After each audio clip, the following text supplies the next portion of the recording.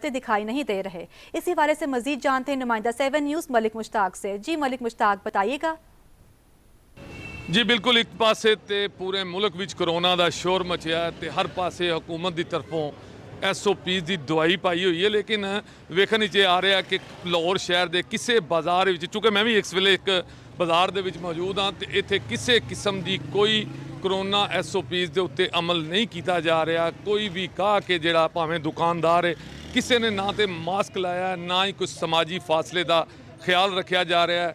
हुकूमत वालों टीमां जरूर छड़ियां गई ने जिहड़े आके चेक कर रहे हैं, लेकिन वो कुछ गोदामां नूं, कुछ इलाकों, कुछ दुकानों नूं सील करन तो बाद उन्हां दियां तस्वीरां खिंच के ते दिखाते जरूर ने कि कोरोना के हवाले नाल सख्तियां कीतियां जा रही, लेकिन देखने च आ रहा कि जिहड़े भी बाजार लाहौर शहर दे विच चल रहे हैं या दुकानां खुलियां ने, 6 बजे तक इन्हां कोल टाइम है, लेकिन सुबह तो लैके 6 बजे तक भी कोरोना का कोई ख्याल नहीं रखा जा रहा। ये कोरोना SOPs है।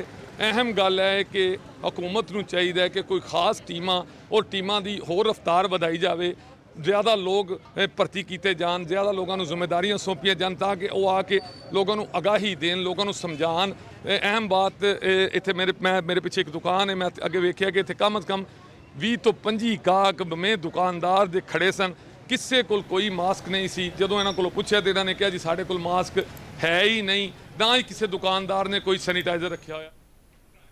बहुत शुक्रिया मलिक मुश्ताक हमें अपडेट करने के लिए। और सिलावाली में कोरोना वैक्सीन